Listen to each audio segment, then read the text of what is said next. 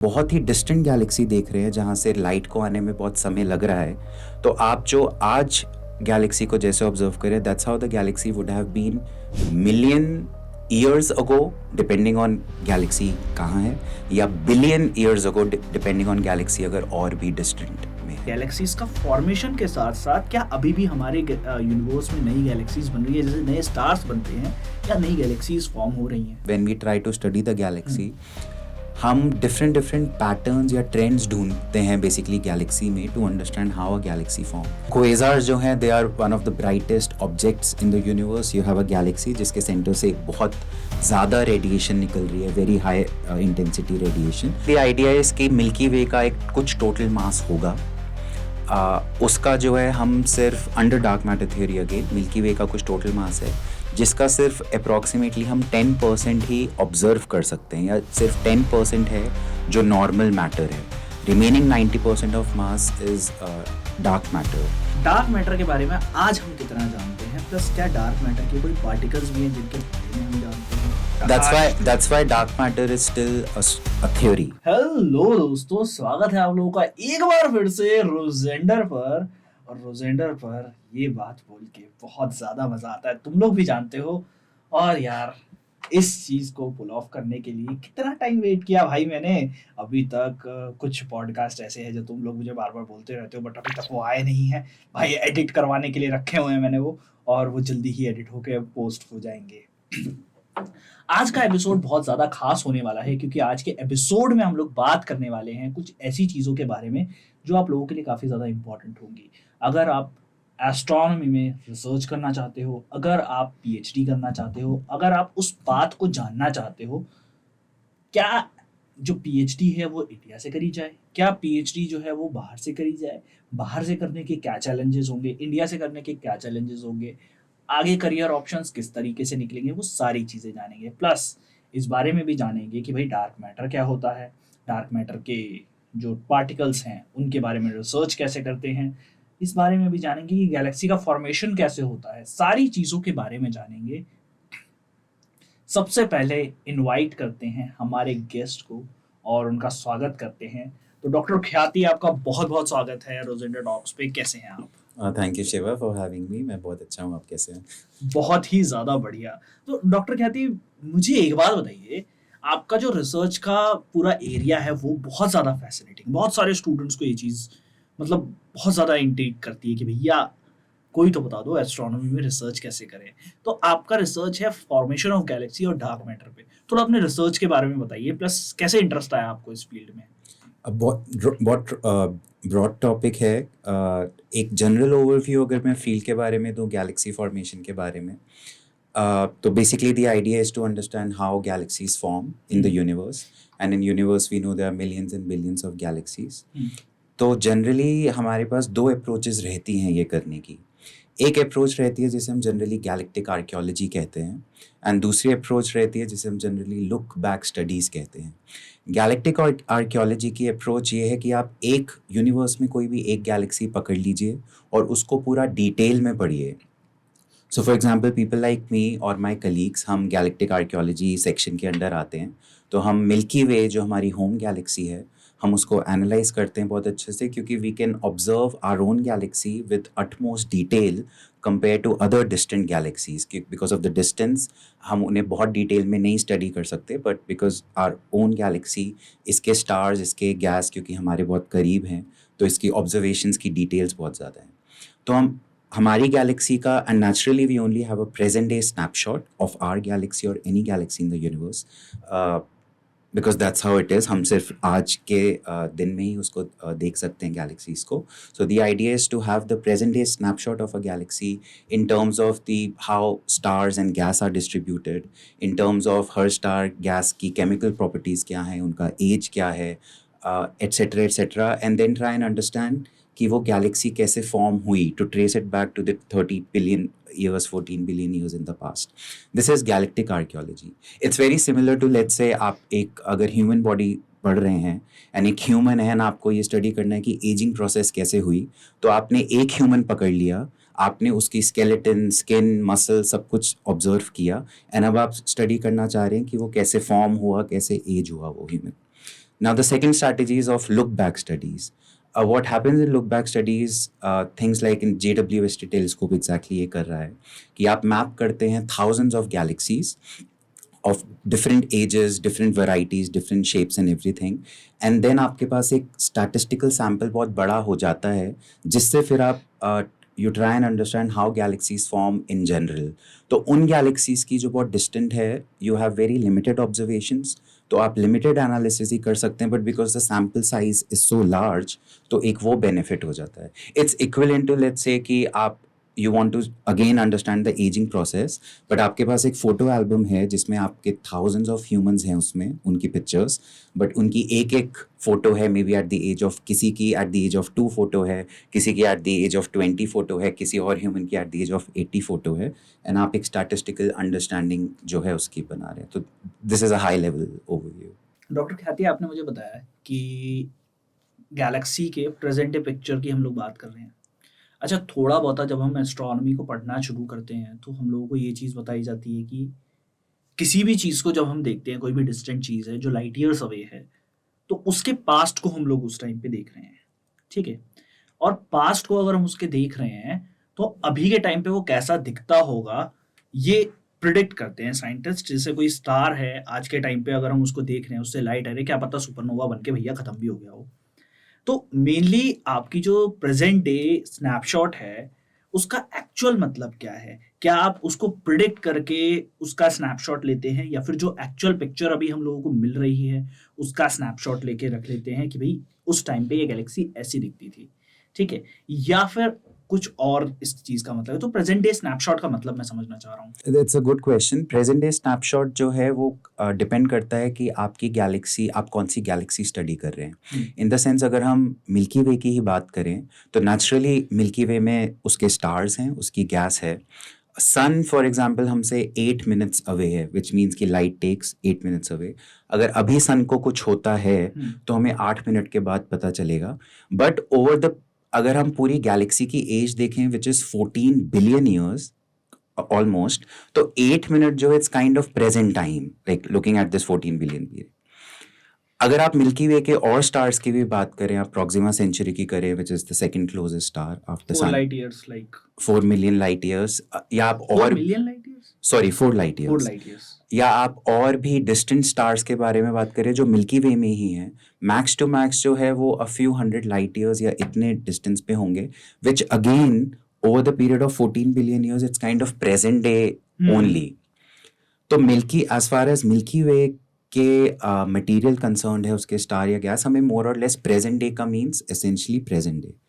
But now let's say अगर आप बहुत ही डिस्टेंट गैलेक्सीज की बात करें जो फॉर इंस्टेंस JWST या HST ने पहले ऑब्जर्व किया, अभी भी ऑब्जर्व कर रहे हैं, which are at very high red shift of the red shift 10 या जो भी है, जिसे हम बोलते हैं 12 billion light years into the past. Red shift को थोड़ा सा समझा दीजिए. रेड शिफ्ट बेसिकली ये है कि अगर कोई चीज़, बेसिकली आपके लुक बैक टाइम और रेड शिफ्ट, जिसे हम जनरली Z से डिनोट करते हैं, एक रिलेशन है कि प्रेजेंट एपॉक जो है, जो यूनिवर्स की एज ऑलमोस्ट 14 बिलियन ईयर्स हो गई है, तो जो हमारा प्रेजेंट डे है, प्रेजेंट एपॉक है, that is red shift equal 0.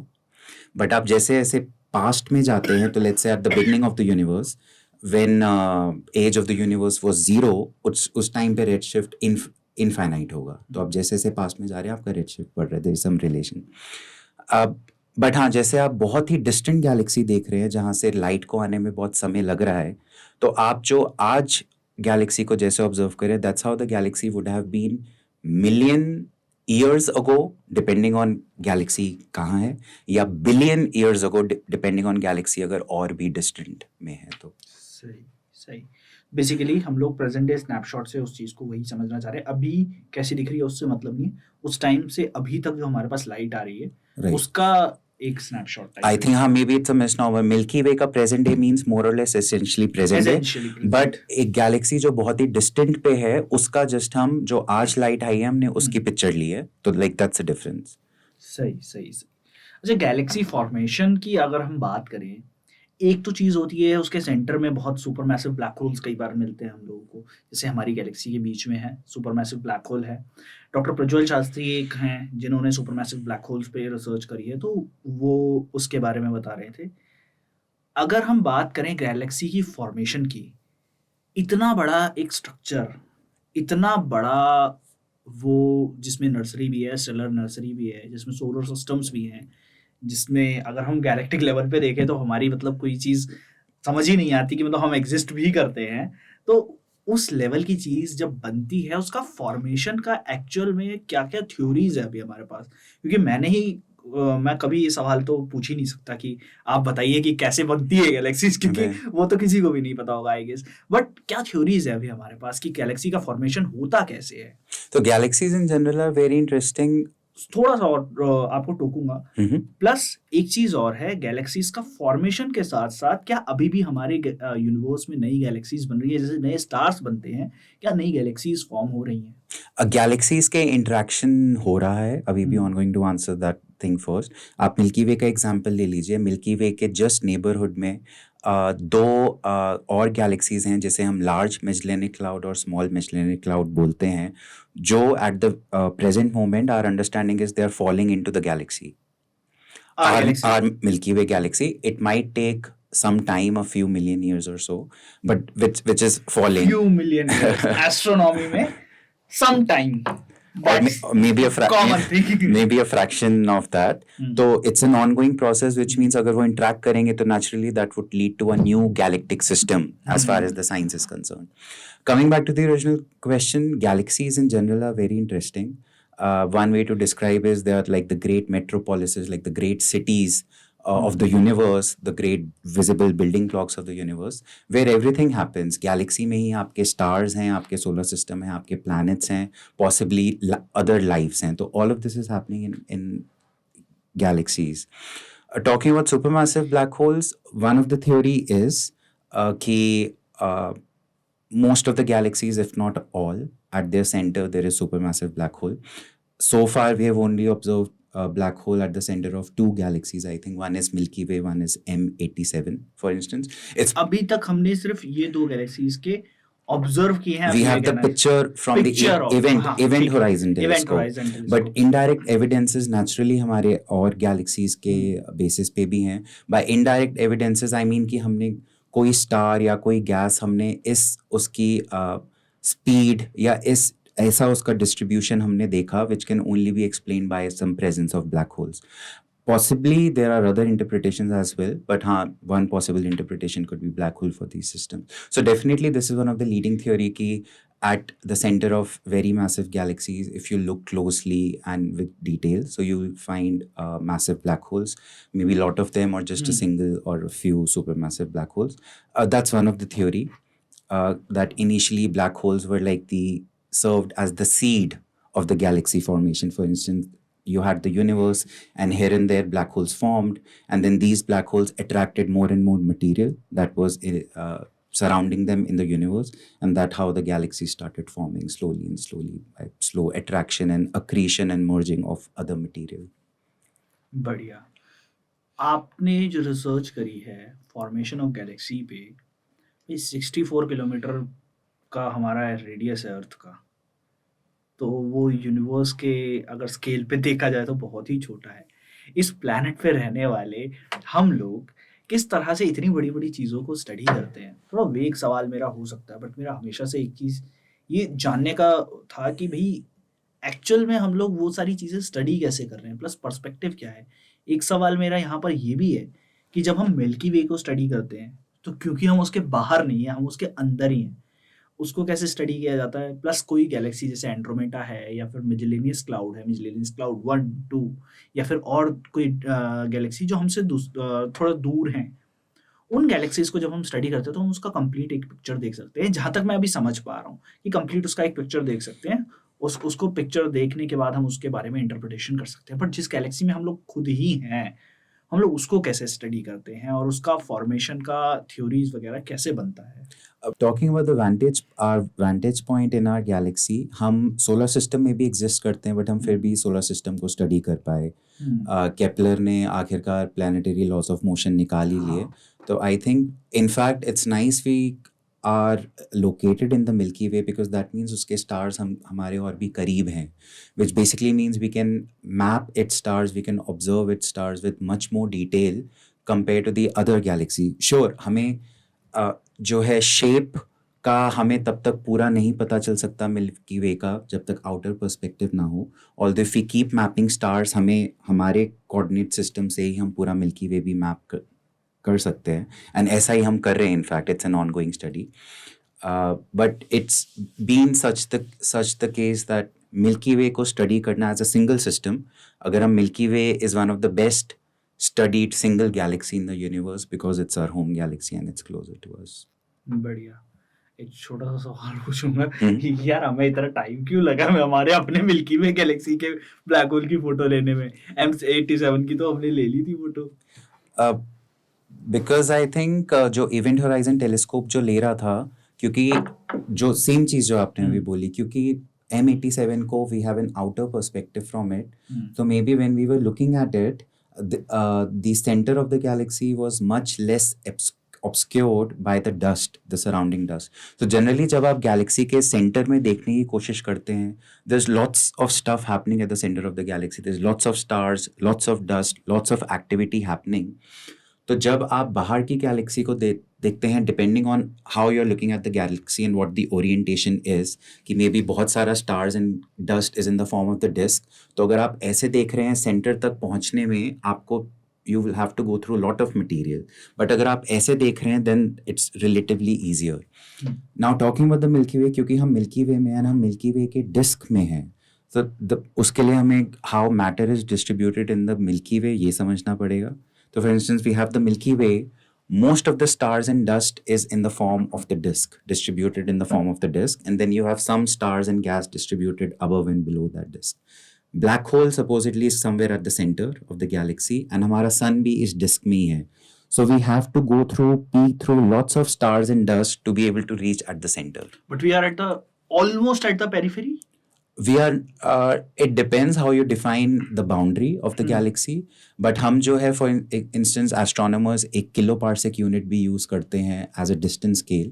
So for example, typically the size of a Milky Way galaxy is around 250 kiloparsec. And the sun is located, so let's say this is the center of the galaxy. Sun is somewhere here at 8 kiloparsec.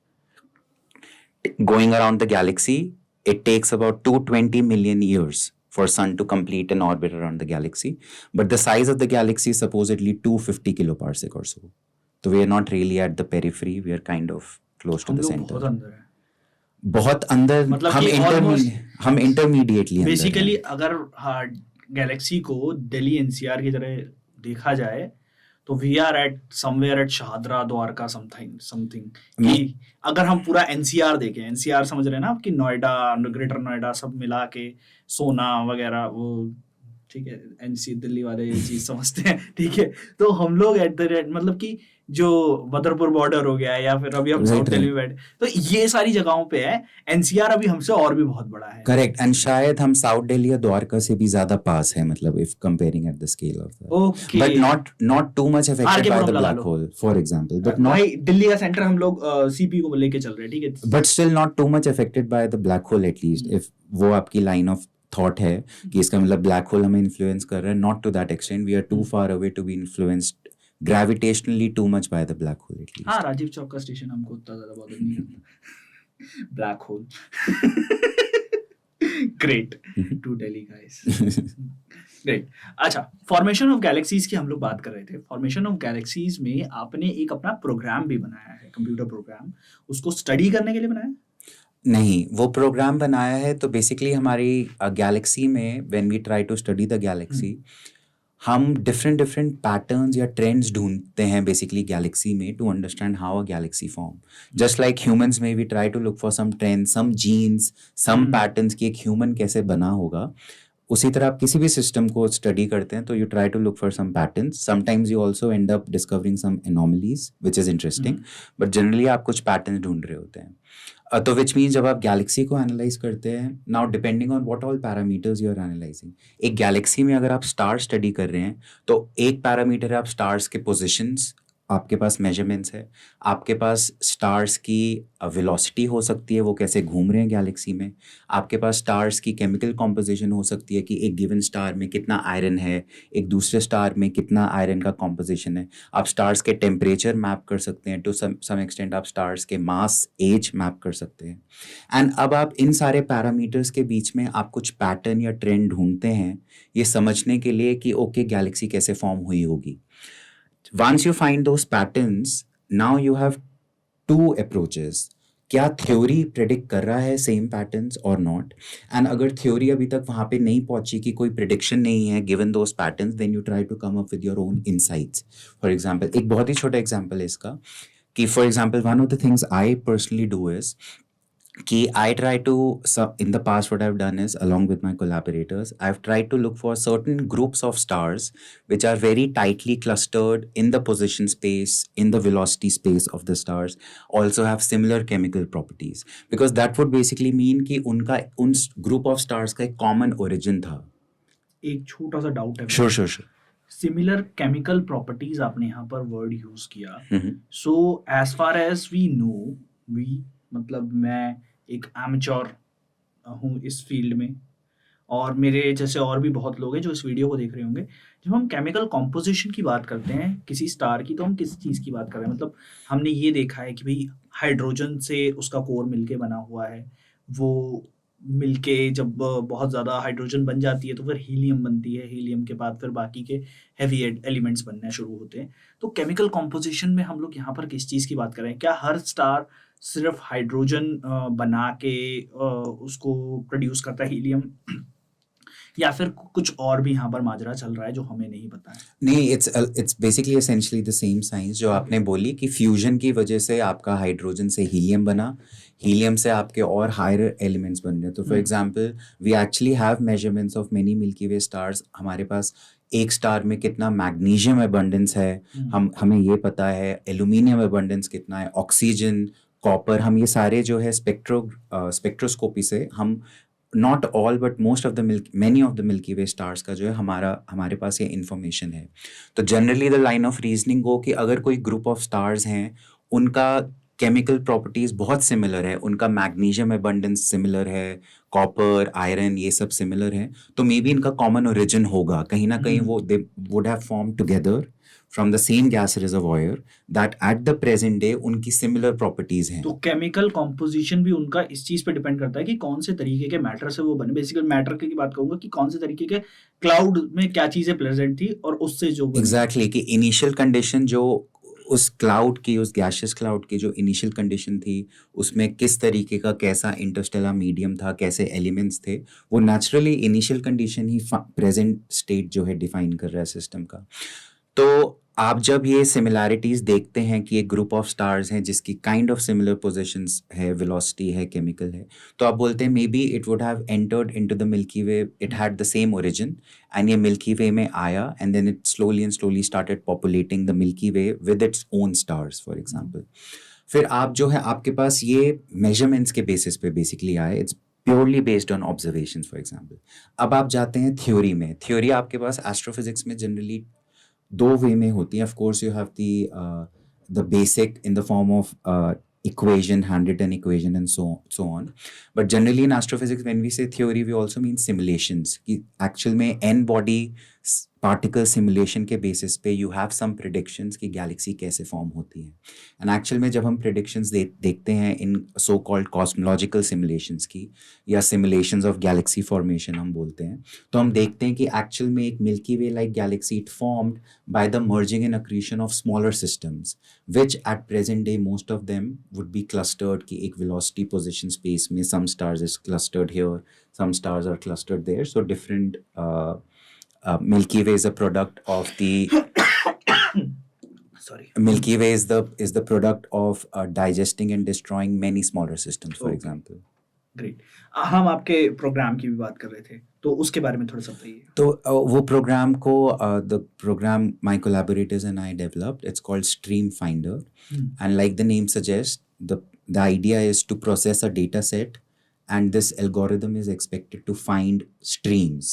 Now what are stellar streams? अगर आप पूछेंगे तो stellar stream are basically a group of stars in a galaxy which approximate an orbit. तो basically आपकी Galaxy है and ये कुछ stars हैं जो एक ऑर्बिट की तरह वो स्टार्स डिस्ट्रीब्यूटेड हैं इन अ गैलेक्सी में, like approximately like a small orbit arc. So the idea of the algorithm was to try and find these stellar streams, different stellar streams in our Milky Way galaxy using the Gaia data. तो basically गाया जो है एक satellite है जो European space agency ने 2013 में launch करी थी, एंड उसका डेटा हमारे पास है. It's still ongoing survey, तो it's one of the best data sets to study the Milky Way galaxy at least. तो हमने जो है वो एल्गोरिदम अप्लाई किया उस डेटा सेट पे. तो for example one of the thing is that currently we know that Milky Way is surrounded by nearly 100 stellar streams for example, and ये stellar streams at first level they are basically telling कि these are different objects, they accreted on the Milky Way, and that's how the Milky Way shaped and formed. And then these stellar streams are also used to constrain कि dark matter कैसे distributed है हमारी galaxy में, total mass क्या है हमारी galaxy का, and how Galaxy formed in general, so on and so fourth. Dark matter पर आएंगे अभी. डार्क मैटर काफ़ी इंटरेस्टिंग पार्ट है, बट उससे पहले मैं ये जानना चाहूँगा, डॉक्टर ख्याति ये बताइए कि जो हमारी गैलेक्सीज हैं, क्या ये इनका शेप कुछ हमें बताता है? क्या ये डिफरेंट कितने शेप्स की गैलेक्सीज होती हैं?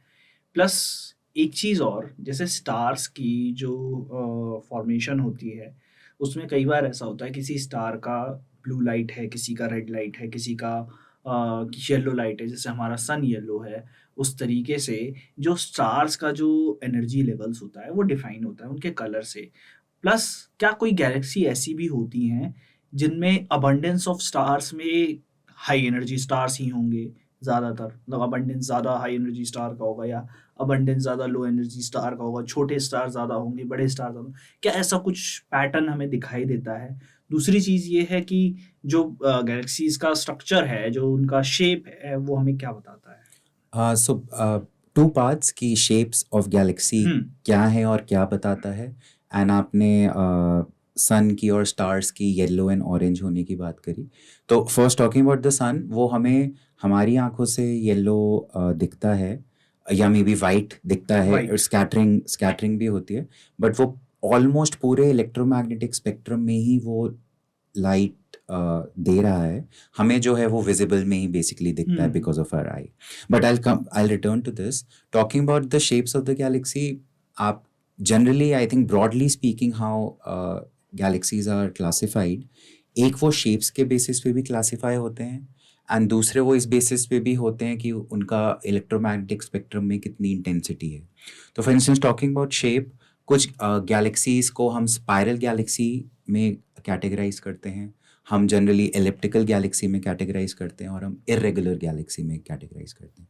सो फॉर एग्जांपल हमारी मिल्की वे जो है वो स्पाइरल गैलेक्सी कैटेगरी में आती है, which basically means that you have a disc of stars. So most of the stars and most of the gas is concentrated in the form of a disk, almost in the disk, like proper CD.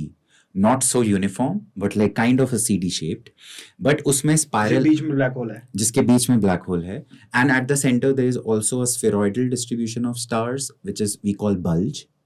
Then we also have a rotating bar at the center, like a chocolate bar. Imagine a big bar made of stars rotating at the center of the galaxy. And then we also have spiral arms within the disk. And then we have some distribution of stars in what we call the halo. So the halo is what's surrounding this entire galaxy. तो अगर आप Google पे जाते हैं और आप Milky वे type करते हैं, generally this is what you will find कि स्पाइरल गैलेक्सी है, डिस्क है, बहुत ज़्यादा स्टार्स है at the centre, and then you have some stars surrounding the halo. So that's the spiral galaxy. Generally it's expected that the spiral arms form क्योंकि कभी कोई merger हुआ था जिसने डिस्क को, एक यूनिफॉर्म डिस्क को परटर्ब कर दिया, एंड उसने जो है ये over dense under dense regions बना दिए जिसे हम अभी स्पाइरल फॉर्म्स में ऑब्जर्व कर रहे हैं.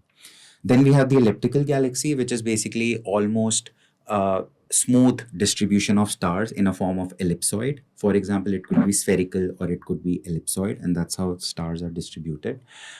हमारी अभी understanding है कि generally galaxies which are ellipsoidal distribution वो mergers की वजह से होता है कि कुछ mergers हुए and उसकी वजह से उसने form ले लिया. All of this understanding is coming from both combination of observations and simulations of galaxy that we do.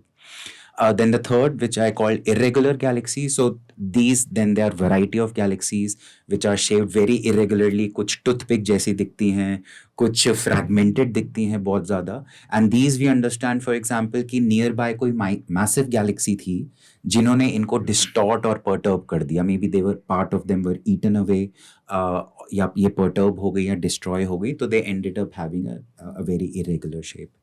But then we have other category of galaxy जो हम which is based on their electromagnetic radiation properties. So for instance आपने अगर सुना हो about Seyfert galaxy या अगर आपने quasars के बारे में for example तो quasars जो हैं they are one of the brightest objects in the universe. You have a galaxy जिसके center से बहुत ज़्यादा रेडिएशन निकल रही है, वेरी हाई इंटेंसिटी रेडिएशन, क्योंकि कुछ एक्टिव उन गैलेक्सीज का जो न्यूक्लिया है it's very active electromagnetically.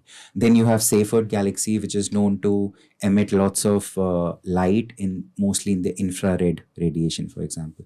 So you have different categories. Of course, then there are many different possible ways in which you can categorize a galaxy. So yes.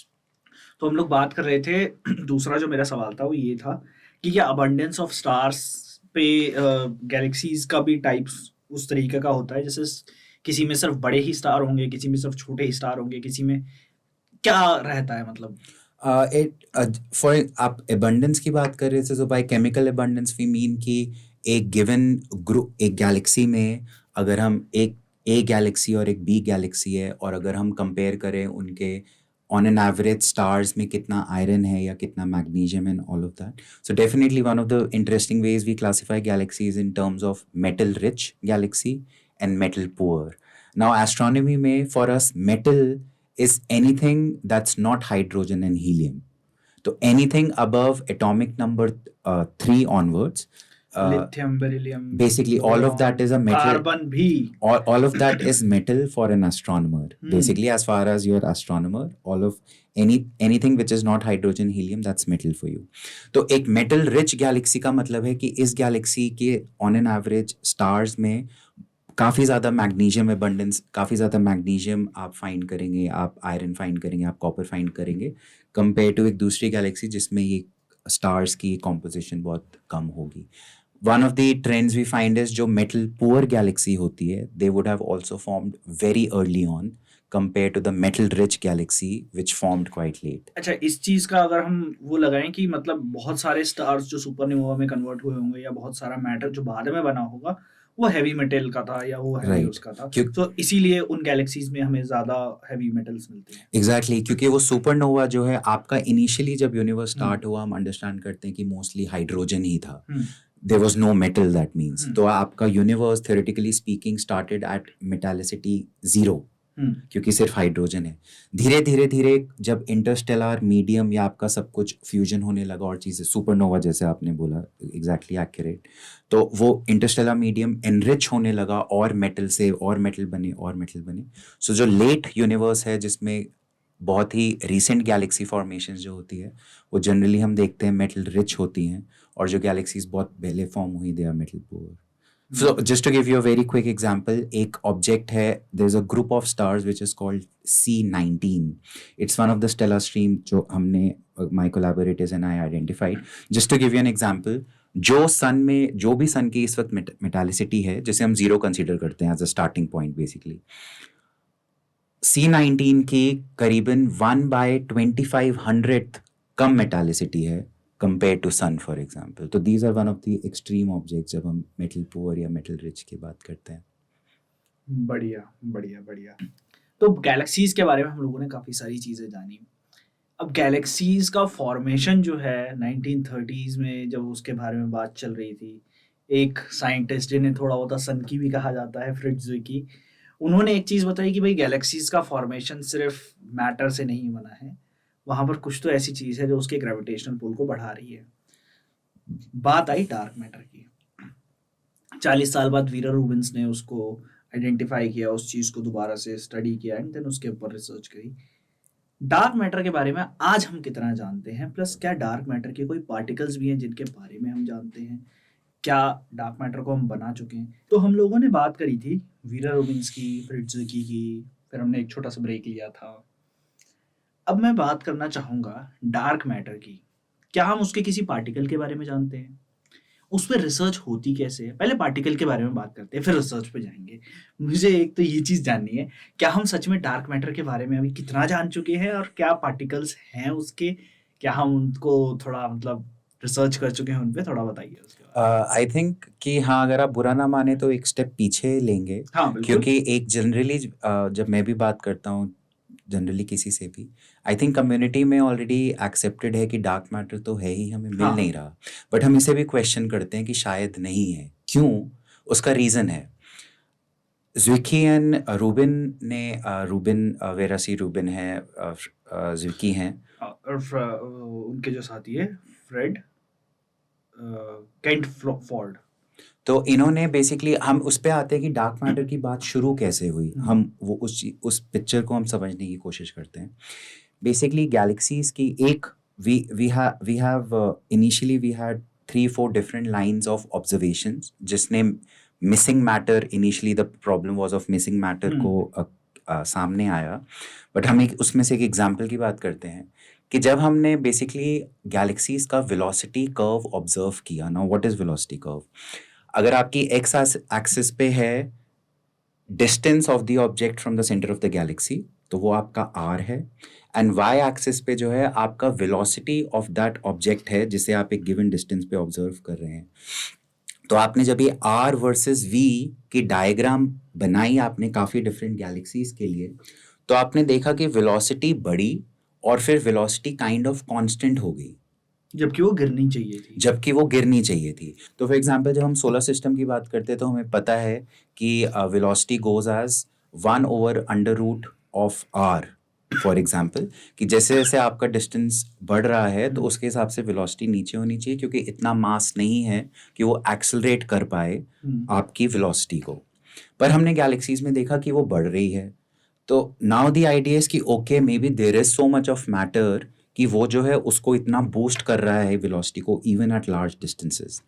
But जब हमने सारा का सारा matter देखा इन the form of stars, in the form of dust, हम जितना भी matter देख पाए, आप प्लैनेट्स को भी उसमें इंक्लूड कर लीजिए, जो भी आप पॉसिबल ले सकते हैं, तो हमने देखा कि वो मैटर जो है वो एक्सप्लेन नहीं कर पा रहा वेलोसिटी को। तो which generally we know that velocity is proportional to v upon r। तो या तो हमारा डिस्टेंस गलत है, जो ये वेलोसिटी जो है नहीं एक्सप्लेन कर पा रहा, मे बी हमारा डिस्टेंसेस गलत हैं कि वेलोसिटी इतनी ज़्यादा क्यों है, बट हमारे डिस्टेंसेस प्रिसाइज थे, या फिर जो है हमारा मास गलत है, मे बी और मास है जो इस वेलोसिटी को बढ़ा रहा है, या तीसरी पॉसिबिलिटी है कि ये रिलेशन अब एग्जिस्ट नहीं कर रहा v/r, विच बेसिकली मीन्स हमें मे बी ग्रेविटी को मॉडिफाई करना पड़ेगा। तो अब अगर आप सिर्फ आप इस मेजरमेंट पे बात करें कि भैया velocity is proportional to m/r नहीं एक्सप्लेन कर पा रहा गैलेक्सीज में, तो now you have 2 lines of reasoning. One is called the missing matter problem, जिससे डार्क मैटर आया कि कुछ यूनिवर्स में फॉर्म ऑफ मैटर है जो डार्क है, हम नहीं देख पा रहे बट एग्जिस्ट करता है, क्योंकि उसी से हम गैलेक्सीज के डायनेमिक्स एक्सप्लेन कर पा रहे हैं।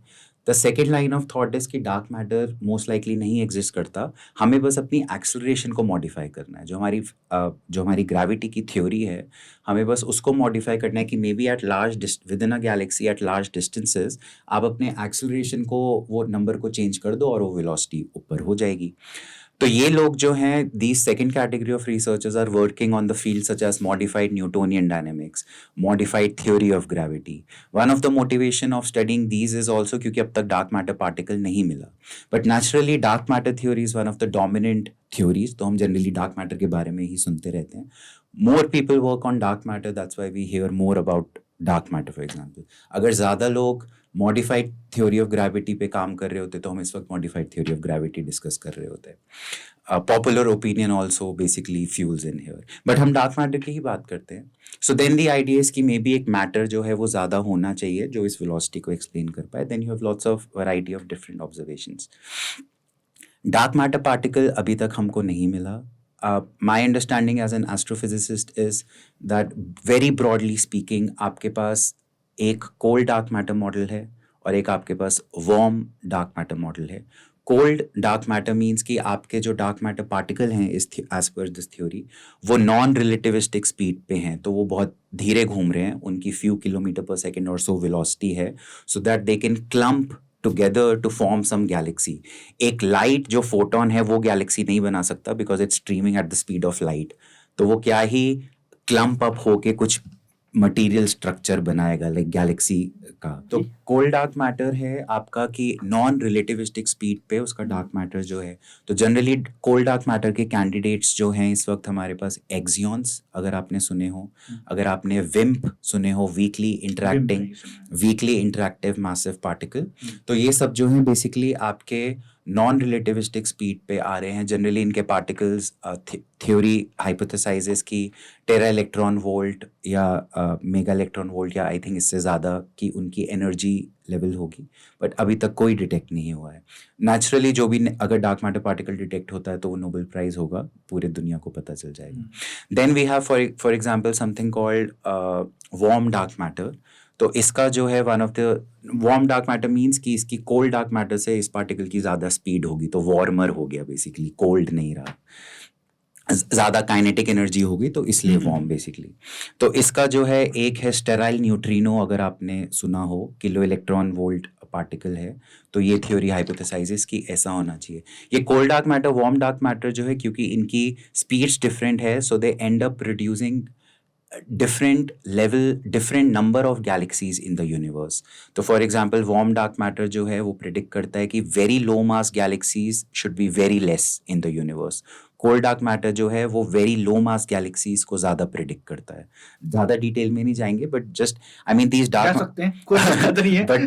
but ये dark matter generally ये भी hypothesize करते हैं कि it's not just a matter of कि बस particle detect कर लिया, if one is through then that will just change the universe very differently is also what is in the case. तो हमने अभी तक कोई डार्क मैटर पार्टिकल नहीं डिटेक्ट किया है। People are working on dark matter theory as well. नई नई डार्क मैटर पार्टिकल्स हाइपोथेसाइज करते हैं, many experiments are designed, a particle physicist would tell better. But then there are also people who are working on the modified theory of gravity कि maybe it's not the dark matter problem, it's just हमें अपनी theory of gravitation को modify करना है may be. बढ़िया। तो अब आते हैं कि डार्क मैटर पार्टिकल्स तो हम लोग नहीं अभी तक डिटेक्ट कर पाए, विच इज ट्रू अभी, मतलब कि which is harsh true. That's why dark matter is still a theory. It's a theory. ठीक है। Like Higgs boson is not a theory anymore. Higgs boson we have detected. What is Higgs boson? Higgs boson is a particle.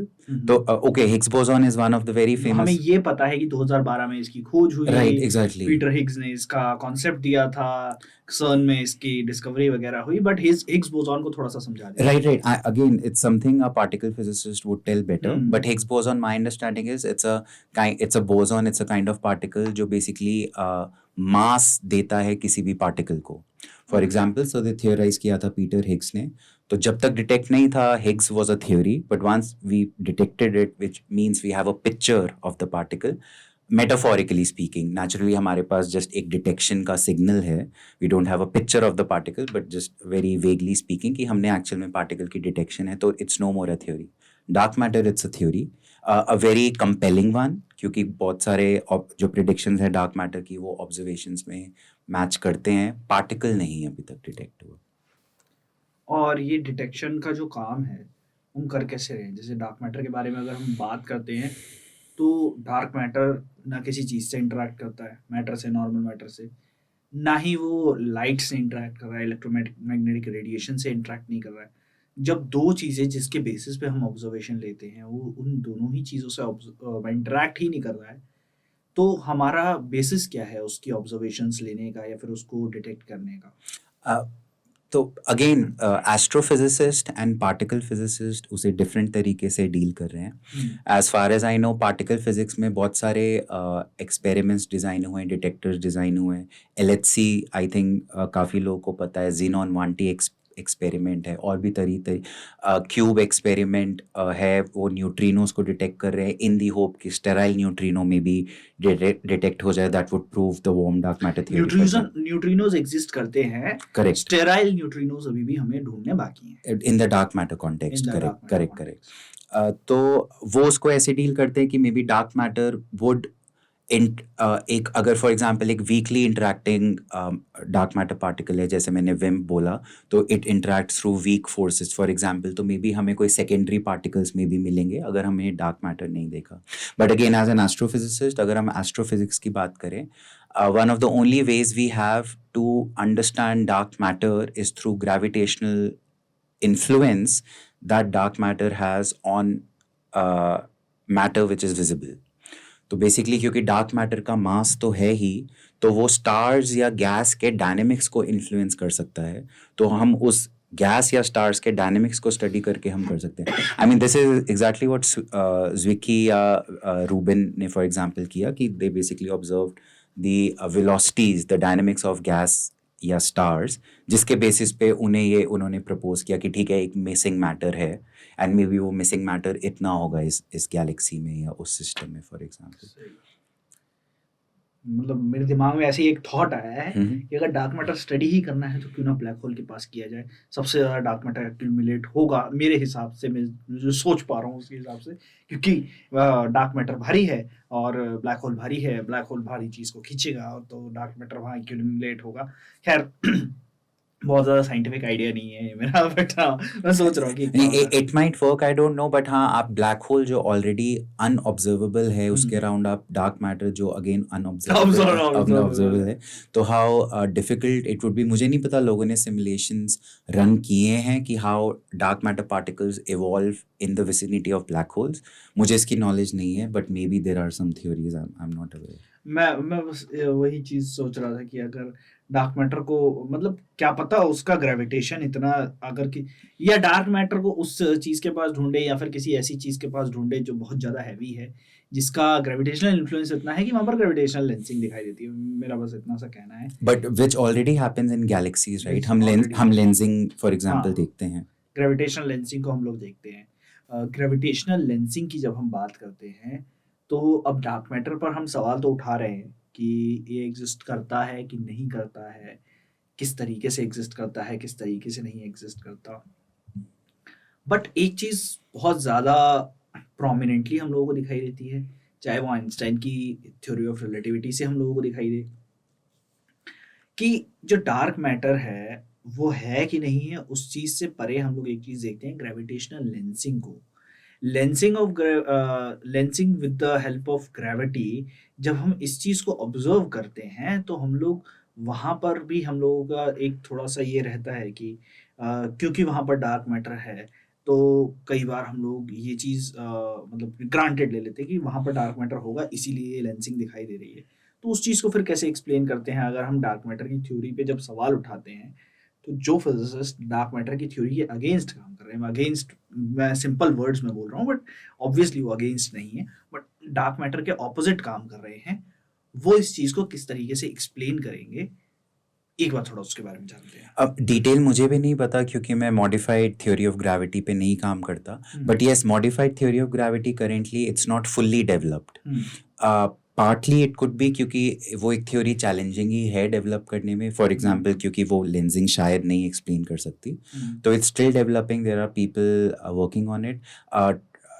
So it becomes very challenging to explain lensing or even cosmic microwave background. To my knowledge, अभी तक modified theory बहुत ही compelling way में structure formation of the universe, in the universe या cosmic microwave background ये सब नहीं explain कर रहे हैं.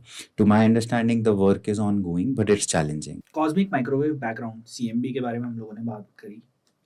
CMB की जब हम बात करते हैं तो डार्क मैटर को जो लोग मानते हैं कि डार्क मैटर एग्जिस्ट करता है, जो लोग मतलब कसम खा चुके हैं कि हाँ भैया डार्क मैटर एग्जिस्ट करता है, वो CMB का भी एक रेफरेंस देते हैं। तो CMB के रेफरेंस से हमें कैसे पता लगता है कि डार्क मैटर एग्जिस्ट करता है कि नहीं करता है, और किस तरीके का अच्छा, डार्क मैटर के बारे में अभी हम थ्योरी बोल रहे हैं, but anti matter is a reality, right? Right. Okay, तो मैं वही पूछ रहा था कि उस चीज को कैसे एक्सप्लेन करते हैं कि डार्क मैटर की जो थ्योरी है उसमें कहाँ फिट होता है CMB? Again my limited understanding, क्योंकि मैं CMB पे मैंने बहुत काम नहीं किया है। I have focused on Milky Way and its galaxy formation. But CMB जो है वो बेसिकली आपको अर्ली यूनिवर्स का प्लैंक टेलीस्कोप ने और कोबी ने, आई थिंक, उन्होंने CMB मैप किया। So they basically have a picture of the very early universe, जब अभी स्ट्रक्चर फॉर्मेशन जस्ट स्टार्ट हुआ था या ऑलमोस्ट स्टार्ट भी नहीं हुआ था। तो we have like a temperature map of the very early universe. उस टेम्परेचर मैप को अगर आप ऑब्जर्वेशन से लें एंड आप सिमुलेशन से कंपेयर करने की कोशिश करें, तो सिमुलेशंस में, कंप्यूटर सिमुलेशंस में या थियोरी में, जब तक आप डार्क मैटर नहीं डालेंगे, कोई एक मिसिंग एक्स्ट्रा मैटर नहीं डालेंगे जब तक, तो वो जो है प्रिडिक्शन से मैच नहीं करेगा। तो आपको कुछ एक्स्ट्रा मैटर डालना ही पड़ेगा वो ऑब्जर्वेशंस को एक्सप्लेन करने के लिए। So for instance that's one of the reasons that dark matter theory is compelling, क्योंकि वो आपको बहुत सारे, if not all, many observations dark matter theory is able to explain. आपका रिसर्च क्या है डार्क मैटर में? मेरा पर्टिकुलर अभी तक रिसर्च ये रहा to understand the distribution of dark matter within our Milky Way galaxy, जिसको हम टू सम एक्सटेंट हम वो अंडरस्टैंडिंग हम जनरलाइज कर सकते हैं for other galaxies as well. But my so far has been to understand how it's distributed in our galaxy. How is it distributed in our galaxy, and basically वो जो curve आ रहा है Galaxy का, मतलब वो जो हमारा रिलेशन आ रहा है वो किस तरीके से आ रहा है, वो सारी चीज़ें आप थोड़ा स्टडी कर रहे होगे। तो बहुत लोगों ने वेलोसिटी कर्व, मिल्की वे का अगेन वेलोसिटी कर्व जो है मैप किया है, जिसके बेसिस पे dark matter basically the idea is कि मिल्की वे का एक कुछ टोटल मास होगा। उसका जो है हम सिर्फ under dark matter theory, again Milky Way का कुछ टोटल मास है जिसका सिर्फ अप्रॉक्सीमेटली हम 10% ही ऑब्जर्व कर सकते हैं, या सिर्फ 10% है जो नॉर्मल मैटर है। Remaining 90% of mass is dark matter. तो जब हम कोई भी एक स्टार, या let's say stellar stream, because it approximates an orbit, and orbits we know are very powerful probes of the underlying matter distribution या system for example। तो हम जब वो उसको यूज़ करते हैं, so what we find is the total mass or total matter distribution in a galaxy। जब हम उसको एनालाइज करते हैं, उस टोटल में से हम विजिबल मैटर को सब्ट्रैक्ट कर देते हैं, and basically the remainder basically is what we call dark matter, for example as far as galaxy is concern. और आप इन जनरल ये जो अप्रोच है ये आप किसी भी गैलेक्सी में अप्लाई कर सकते हैं, गिवन कि आपके पास इतनी इन्फॉर्मेशन है स्टार्स या गैस की, that you can do some dynamical study. आपको कुछ डायनेमिकल स्टडी तो करनी ही पड़ेगी बेसिकली। सही सही सही। सो डॉक्टर ख्याति, मेरे हिसाब से हम लोगों ने डार्क मैटर के बारे में बात करी, हमने फॉर्मेशन ऑफ गैलेक्सी के बारे में बात करी, और पर्याप्त बात करी, जो कि अभी के लिए हमारे काम को समझने के लिए, प्लस डार्क मैटर और फॉर्मेशन ऑफ गैलेक्सी को समझने के लिए मेरे हिसाब से अभी तक तो काफ़ी पर्याप्त है। Right, and formation of galaxies, मैं ये भी बोलूँगा it's a very vibrant field in general. बहुत कुछ हो रहा है। गाया जो है, यूरोपियन स्पेस एजेंसी की गाया सैटेलाइट जो है, it has been very useful. Still ongoing survey, हम मिल्की वे के बारे में बहुत कुछ ढूंढ रहे हैं। JWST जो है वो हमें बहुत ही डिस्टेंट गैलेक्सीज के बारे में बहुत कुछ बता रहा है। In the coming decade also lots of astronomical surveys are planned जो गैलेक्सी फॉर्मेशन में बहुत यूज़ होंगे। तो LSST है, रूबिन ऑब्जर्वेटरी भी कहते हैं उसको, एंड आपका यूक्लिड मिशन है, वो भी यूरोपियन स्पेस एजेंसी का है, अगर आपने सुना हो। एंड बहुत सारे ऐसे 2-3-4 मिशंस जो हैं जो अभी गैलेक्सी फॉर्मेशन की फील्ड अभी रिसेंटली बूस्ट हुई थी, एंड अभी और भी ज़्यादा बूस्ट होने वाली है। So if people are interested, they should do their own research or read a bit more about it and so on।